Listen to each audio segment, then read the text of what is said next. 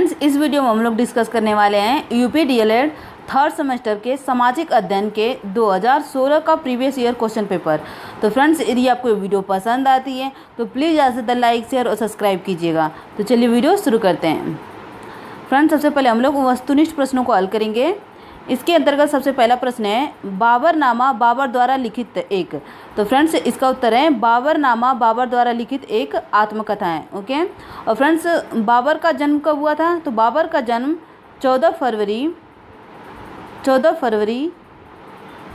1483 ईस्वी में फरगना में हुआ था। ओके, इसको भी आप लोग ध्यान में रखिएगा। यदि परीक्षा में पूछा जाता है कि बाबर का जन्म कब हुआ था, तो बाबर का जन्म 14 फरवरी 1483 ईस्वी में फरगना में हुआ था। ओके। अगला प्रश्न है कन्नौज के युद्ध में हुमायूं पराजित हुआ क्योंकि बरसात हो जाने के कारण युद्ध में तोपखाना व्यर्थ सिद्ध हुए। ओके, चलिए अगला प्रश्न देखते हैं। अगला प्रश्न है मैंने एक मुट्ठी भर बाजरे के लिए हिंदुस्तान का साम्राज्य लगभग खो दिया था, यह शब्द शेरशाह ने कहे थे। तो फ्रेंड्स, यह शब्द शेरशाह ने मालदेव से युद्ध करने के बाद कहे थे। ओके। अगला प्रश्न है इबादत खाना का निर्माण करवाया था। तो फ्रेंड्स, इसका उत्तर हो जाएगा अकबर ने। ओके। और फ्रेंड्स, बुलंद दरवाज़ा का निर्माण किसने करवाया था? तो अकबर ने। ओके। और अकबर ने ही दीन ए इलाही धर्म की स्थापना की थी। ओके, तो इसको भी आप लोग ध्यान में रखिएगा। चलिए अगला प्रश्न देखते हैं।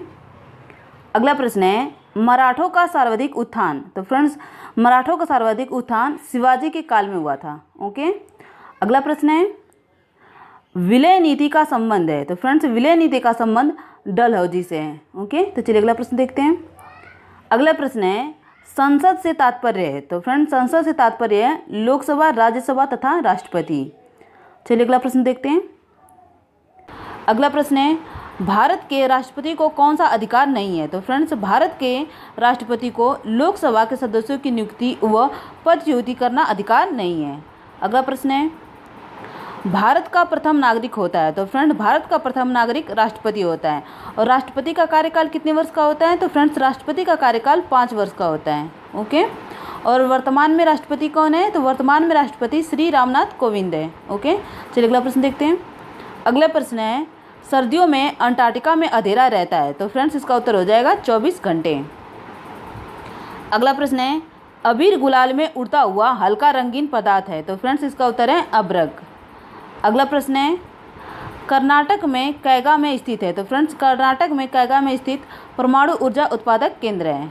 ओके। अगला प्रश्न है भारत में डाक प्रणाली प्रारंभ हुई थी। तो फ्रेंड्स, इसका उत्तर हो जाएगा सन 1866 में। अगला प्रश्न है इंटरनेट पर प्रयोग किए जाने वाले www का विस्तारित रूप है। तो फ्रेंड्स, इसका उत्तर हो जाएगा वर्ल्ड वाइड वेब। ओके। अगला प्रश्न है रैज कहते हैं। तो फ्रेंड्स, रैज पर्वतों की श्रेणी को कहते हैं। फ्रेंड्स, अब हम लोग अति लघु प्रश्नों को हल करेंगे। इसके अंतर्गत सबसे पहला प्रश्न है भारत में मुगल वंश की नींव किस शासक के द्वारा डाली गई? तो फ्रेंड्स, इसका उत्तर हो जाएगा भारत में मुगल वंश की नींव बाबर के द्वारा डाली गई थी। ओके। और बाबर का पिता का क्या नाम था? तो फ्रेंड्स, बाबर के पिता का नाम उमर शेख मिर्जा था। ओके, तो चलिए अगला प्रश्न देखते हैं। अगला प्रश्न है चौसा का युद्ध किनके मध्य हुआ था? तो फ्रेंड्स, चौसा का युद्ध हुमायूं और शेरशाह के मध्य हुआ था। कब हुआ था? तो फ्रेंड्स, 25 जून 1539 ईस्वी में। ओके, तो इसको भी आप लोग ध्यान में रखिएगा। चलिए अगला प्रश्न देखते हैं। अगला प्रश्न है शेरशाह के बचपन का नाम क्या था? तो फ्रेंड्स, शेरशाह के बचपन का नाम फरीद था। ओके। और फ्रेंड्स, शेरशाह इनका नाम कैसे पड़ा? तो फ्रेंड्स, कहा जाता है कि एक बार उसने अपने मालिक की जान शेर से बचाने के लिए शेर को मार डाला था, तभी से फरीद का नाम शेर खां पड़ गया और शासक बनने के बाद वो शेरशाह के नाम से पुकारा गया। ओके, चलिए अगला प्रश्न देखते हैं। फ्रेंड्स, अगला प्रश्न है अकबर के कार्यकाल में आमिल का क्या कार्य था? तो फ्रेंड्स, इसका उत्तर हो जाएगा अकबर के कार्यकाल में आमिल का जो कार्य था राजस्व वसूली का। ओके। और फ्रेंड्स, अकबर का शासन हिंदी साहित्य का स्वर्णकाल कहलाता है। ओके। अगला प्रश्न है जहांगीर द्वारा लिखी गई आत्मकथा का नाम क्या था? तो फ्रेंड्स, जहांगीर के द्वारा लिखी गई आत्मकथा का नाम तुझगे जहांगीरी था। ओके। और फ्रेंड्स, जहांगीर के बेगम का नाम क्या था? तो जहांगीर के बेगम का नाम मेहरुनिसा था, जिसे नूरजहाँ के नाम से जाना जाता है। ओके। अगला प्रश्न है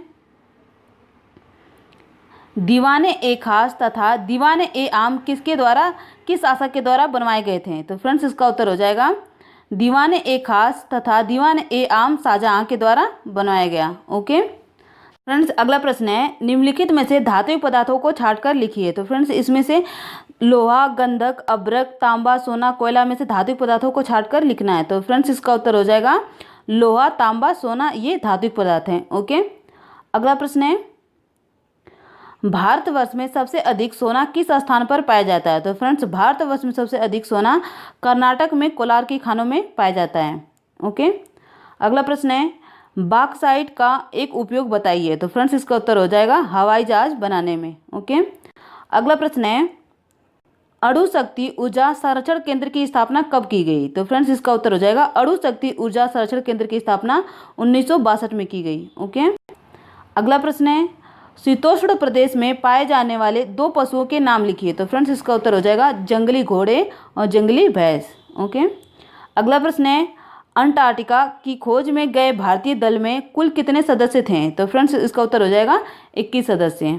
ओके अगला प्रश्न है समवर्ती सूची में आने वाले 4 विषयों के नाम बताइए। तो फ्रेंड्स समवर्ती सूची में आने वाले 4 विषय हैं चिकित्सा, शिक्षा, धार्मिक संस्थाएं, शादी, उद्योग। फ्रेंड्स ये सब समवर्ती सूची के अंतर्गत आते हैं। ओके अगला प्रश्न है भारत की तीनों सेनाओं का प्रधान कौन होता है? तो फ्रेंड्स भारत के तीनों सेनाओं का प्रधान जो होता है राष्ट्रपति होता है। ओके अगला प्रश्न है लोकसभा के सदस्यों का कार्यकाल कितने वर्ष का होता है? तो फ्रेंड्स लोकसभा के सदस्यों का कार्यकाल 5 वर्ष का होता है।